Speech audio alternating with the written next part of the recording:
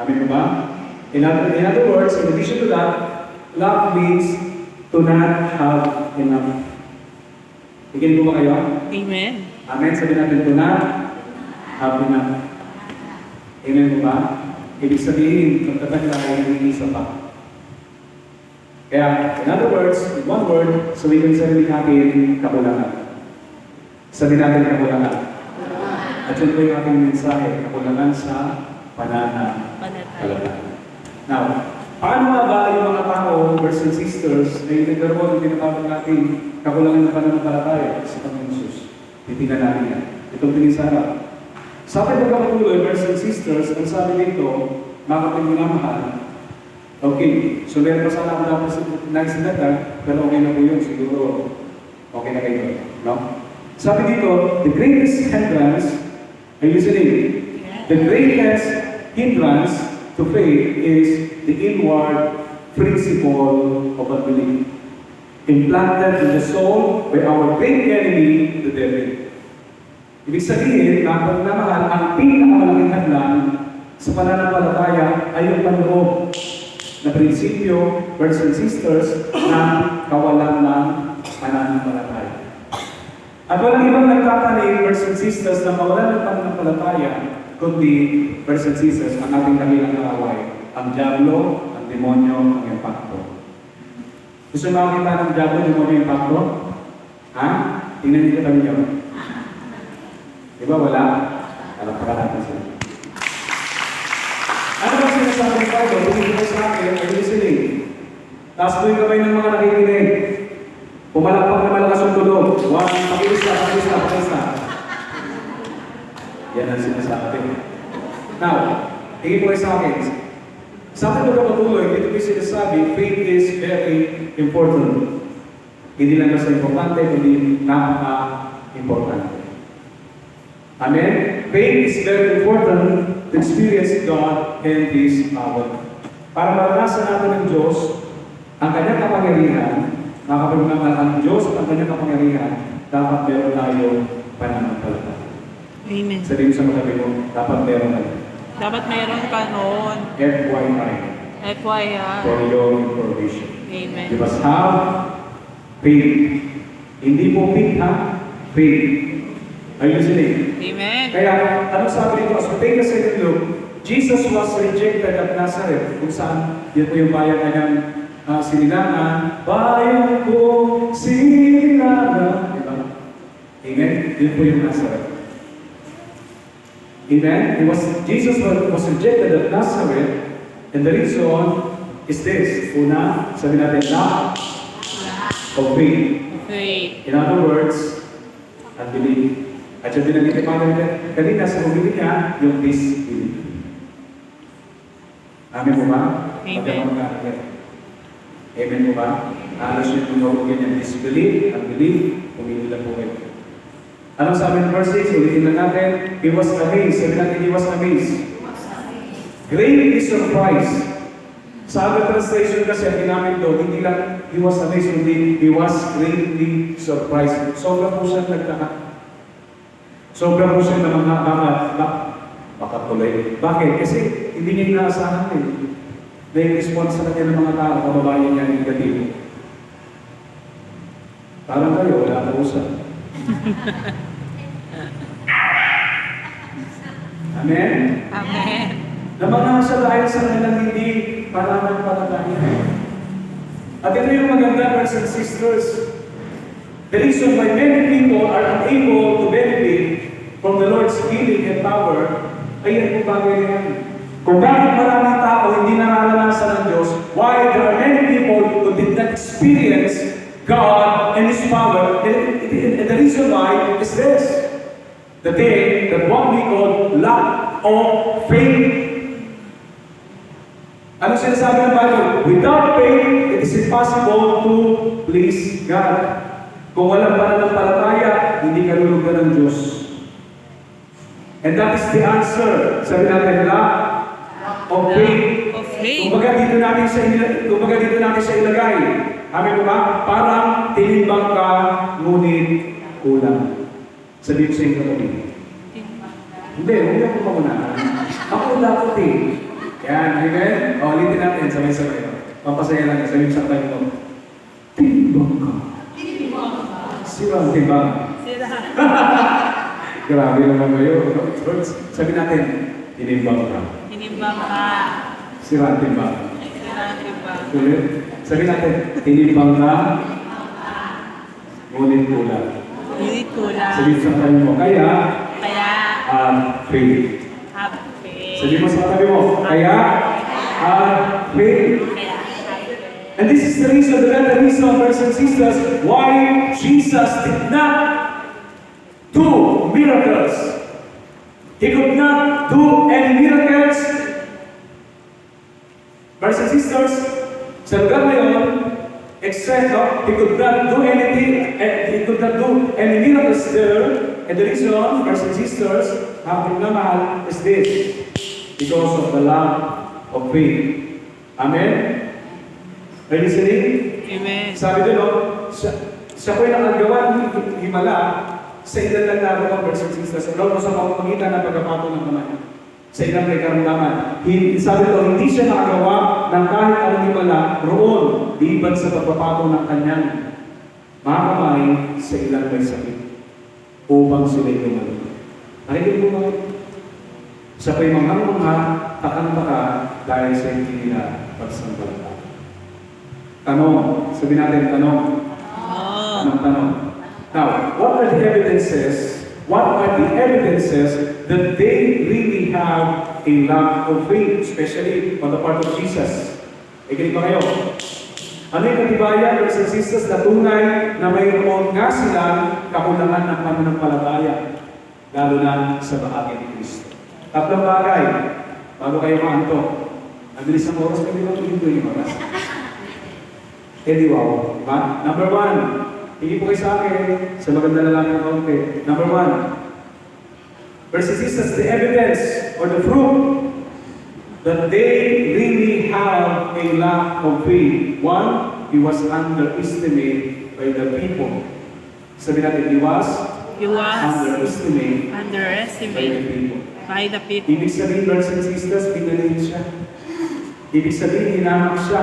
Ibig sabihin, pinata siya. Amin mo ba? Siya po'y minamaliit, hinahamak, minamata ng mga tao na nakapaligid sa kanya. He was underestimated by the people who surround him. Bakit? Sapagkat si Jesus ay kilala nila. Sabi nila, ito baga ang anluwagi. Di ba? Nagbigol. Ito baga ang anluwagi. Di ba? Ano sabihin ng anluwagi? Ay, hindi masakit. Anluwagi. Ha? Di ba? Ito baga ang anluwagi. Ibig sabihin, di ba? Ang sabi dyan, tingin sa akin. Sabi sa verse 2 and 3, nang sumapit ang Sabat, nagsimula siyang magturo sa sinagoga, namangha ng marami sa mga nakinig sa kanya. Saan niya natutuan ang lahat na ito? Tanong nila, ano ang gawin ko na ibinigay sa kanya? Amen? Paano niya nagagawa ang mga kababalaghan ito? Hindi ba ito ang karpintero, anak ni Maria? Ano ito ba kayo? Diba? Amen? So he was underestimated by the people who surround him. Bakit? For he was a carpenter. In other words, pag sinabi natin carpenter, a worker who builds or repairs wooden structures or structures. Amen? Ang ibig sabihin, the meaning of the word carpenter is isang manggagawa na nagtatayo o nagpupumpuni ng mga struktura. Amen? He was underestimated by the people surrounds him because, brothers and sisters, he was, kaya ba kayo? He was a nobody, he was a unschooled. Narinig po ba kayo? Minalig siya ng mga taong naroon sapagkat si Jesus ay wala naman po pinag-aralan. Sapagkat si Jesus ay wala naman po sinasabi. Amen? Dahil siya po ay galing sa pamilya, mananahin ng ganyan, sa pamagitan ng kanyang si Maria, amen, si Mama Mary, at ikalawa, sa pamagitan ni Jose na carpintero. Alam niyo ba yung kanta ni Jose? Higit mo ba kayo? Gusto niyo sabihin ko sa inyo, gusto niyo kantahin mo yung gabi ito, yung paboritong kanta ni, ni San Jose? Ikit mo ba kayo? Di ba? Di ba dahil karpintero siya? Why do birds suddenly appear anytime? Hindi tumawag pa kayo. Kaya dito eh. Talampakan natin pa rin. Let's go to the next, number 2. Huwag mo kayo mag-alala. May 40 na tapos natin. Ano po ba?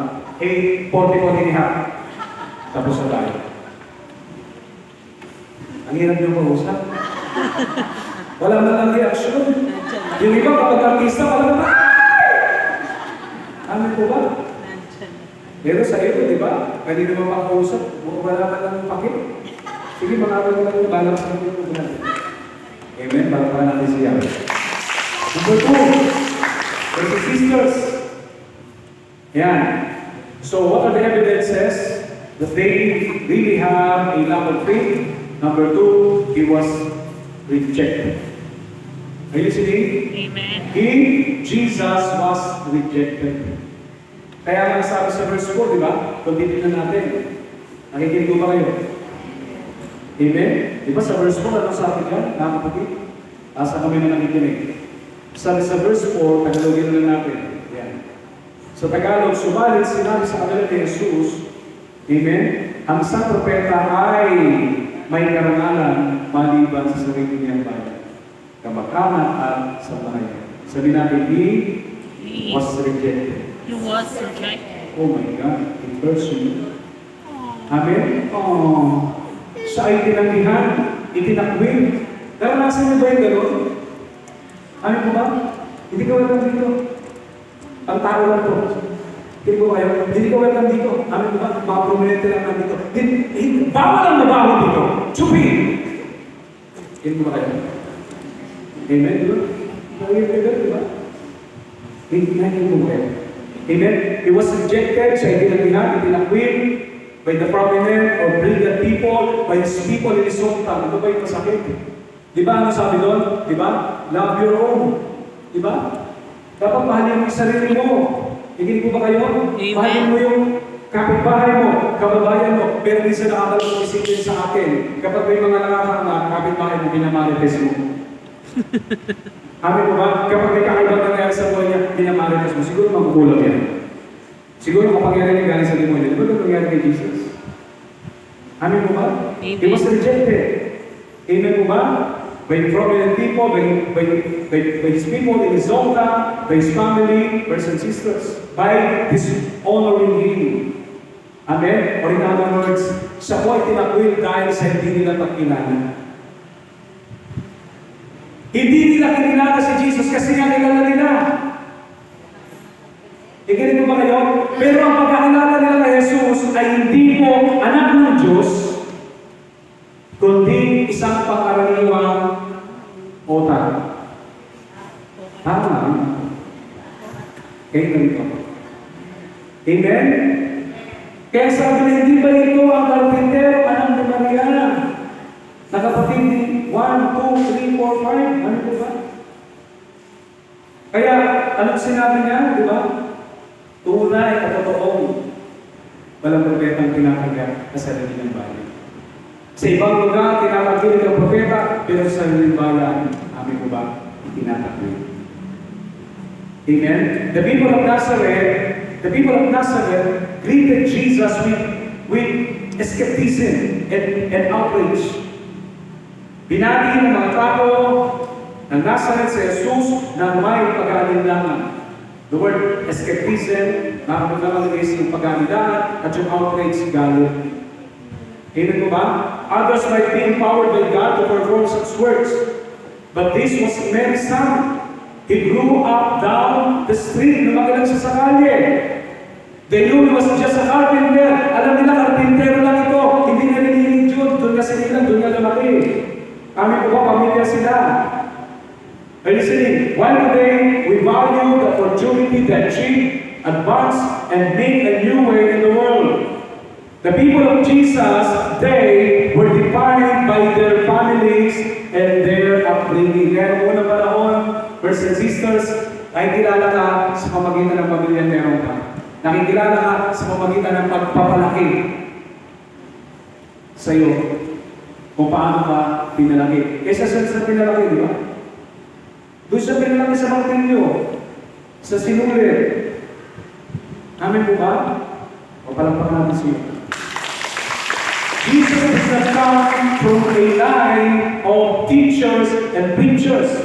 He was not a scribe or priest or a priest. And so the people took offense at what he was doing. And who he claimed to be. They failed entitled to define Jesus according to their terms. Kasi, kung titignan natin, wala naman sa sarili yung mga ano eh. Yung mga eskriba, pamilya ng, di ba? Pamilya ng eskriba, pamilya ng mga pare. Kaya po ba kayo? Amin po ba? Isa mga tagapagturo, amin mga guro, mga hindi. Kaya tingin ng mga tao, brothers and sisters, tingin mo kayo, may karapatan sila. No? At kaya, sabi ko, kaya nagalit ng mga tao sa kanyang ginagawa. Tingin mo ba kayo? Kasi sa isang banda, parang ang tingin nila kasi si Jesus ay ipapanggap ng Diyos. Amen po ba? At kaya nagalit ang mga tao sa kanyang ginagawa.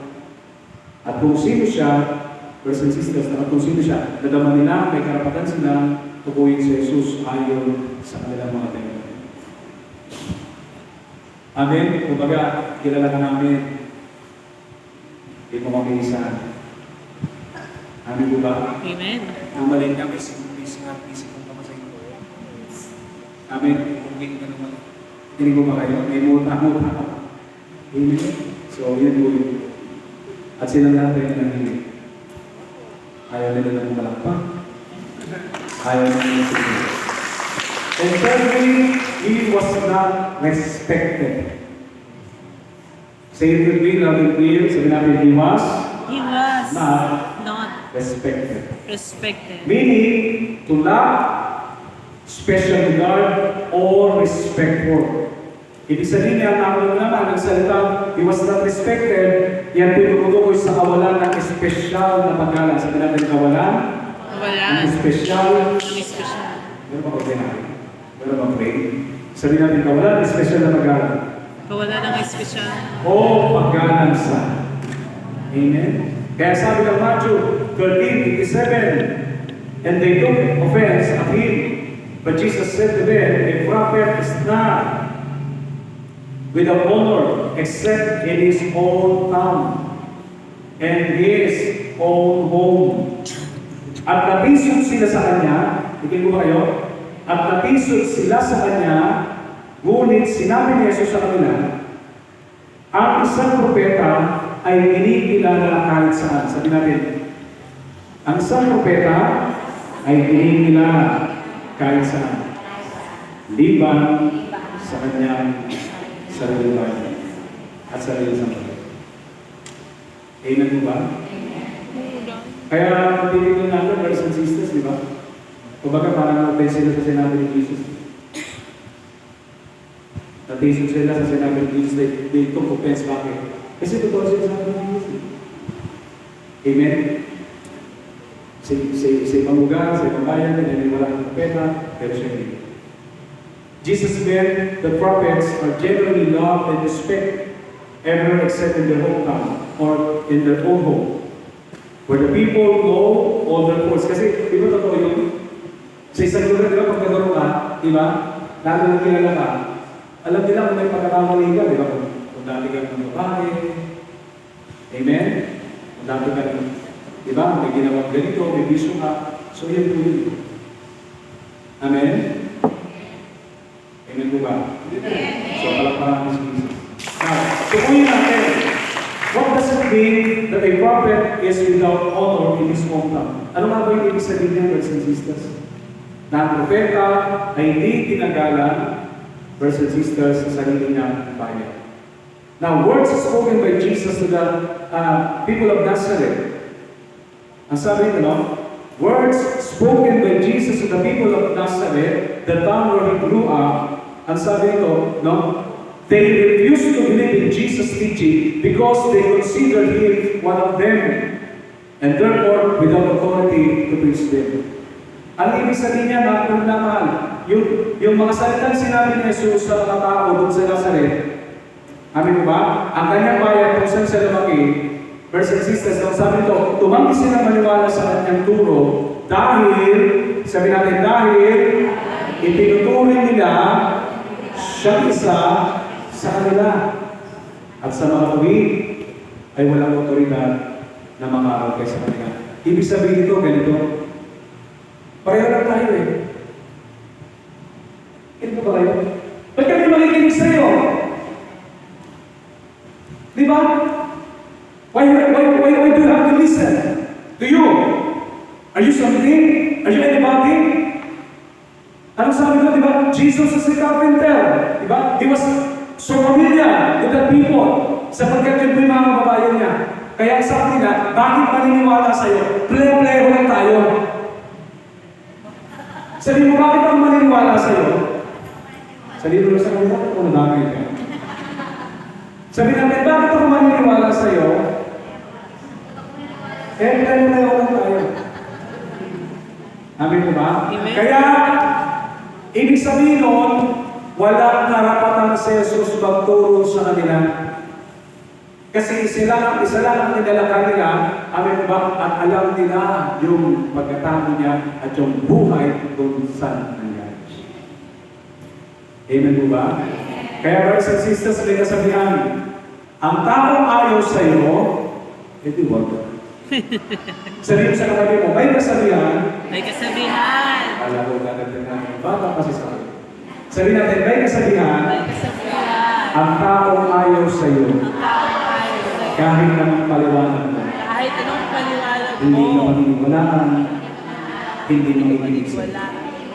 Pero, ang isang tao may paniniwala sa iyo, Hindi maniniwala. kahit walang paniniwala. Kahit walang paniniwala. Mali naman. Mali ang balaga. Sabi natin, pero, rewind. Sabi natin, pero, mali. Mali. Sabi natin, pero, ang taong may paniniwala sa iyo, May paniniwala sa'yo. kahit walang paliwanag, Kahit walang kahit walang paliwanag. maraming paliwanag, Kahit walang maraming paliwanag. okay na sa kanila. Okay na sa kanila. Okay na sa inyo yun? Amen. Tumayo na po kayo pumalakpak ng malakas. Sabi ni Ellen G. White, brothers and sisters, nag-iba pong ministry ito. Tigil kita, iba pa, no? Isa rin po ito sa Good News Eyes as Mission Word of God. Sabi niya, si Ellen G. White, yung co-founder ng Seventh-day Adventist, sabi niya, Seventh-day Adventist Church, sabi niya, talk and believe, and you will have unbelief. Sabi natin, talk. Yan, talk niya tayo. Sabi natin, talk and believe, you will have unbelief. But talk faith, and you will have faith. Tama? According to the seed sown will be the harvest. Tingin ko ba kayo? Tingin ko ba? Kaya kapag nagsalita ka, nakawalan ng pananampalataya, amin mo ba? Anong magkakaroon ka? Kawalan ng pananampalataya. At pag nagsalita ka naman guys and sisters, ng pananampalataya, amin mo ba? Ay magkakaroon ka ng pananampalataya. Kaya ang sabi, faith is what you say, faith is what you get. Kung anong sinasabi mo, yun ang mangyayari. Kaya yung mga tao yun, dapat marami sa kanilang nag-listen. Dapat sa kanila marami gumaling na yun. Amen? Pero hindi nangyari yun. Dapat sa kanila marami ang self-prayer na kagaling. Pero hindi nangyari. Bakit? Sapagkat sila po hindi nagkakilala ng pananampalataya. Sila po ay kinulang ng pananampalataya sa Diyos. Gawa sa buhay natin, no? Kahit marami naman tayo pinagdadaanan, katulad ng dalawang gospel natin na nakapalot ng dalawang bagay. Yung binuhay ng Jairo at yung babaeng niluligo at pinagaling. Diba? Ayun lang din po yung mga challenges sa buhay. Amen? Huwag pa rin ang palataya natin ay stick na to Jesus. Kaya sa oras nito, patuloy tayo mananampalataya ng pangalan sa Panginoon Jesus. Amen? At yun din naman sa atin, somehow, halimbawa, katulad ng Jesus, diba? Kung sila walang pananampalataya sa atin, ituloy na natin yung pinakagawa ng Diyos. Sa Panginoon Jesus tayo at diwa. Thank you, Jesus. Amen. Sa pag-asya namin ng dyan, kapag tayo ay halagalan upang sa iyo. Hallelujah. Thank you, Jesus. Taas pong dalawang kamay. Patuloy tayo po sa kanyang salita. Sa Panginoon Jesus, sing one.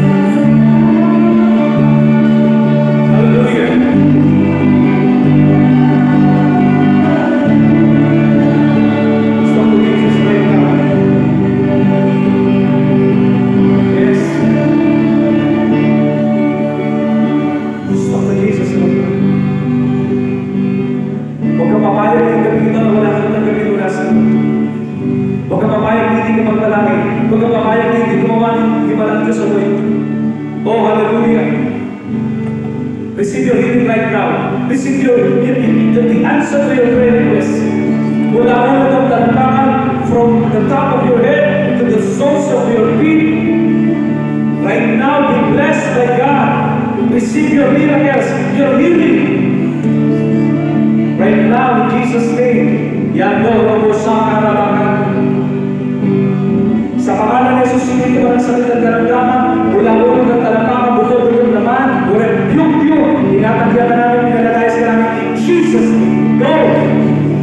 Right now. The Lord, sa oras na ito, patuloy mong idaloy. Patuloy mong ipapang ng iyong makapalang pamangin mananamay sa ulo ng bawat sandali. In Jesus' name. And we claim, answer prayer na kami. Answer prayer na kami. Dapat po dyan sa atin sa post, pinakalampakan. Yung pinakamalakas na lakas sa malakaman. Sa mga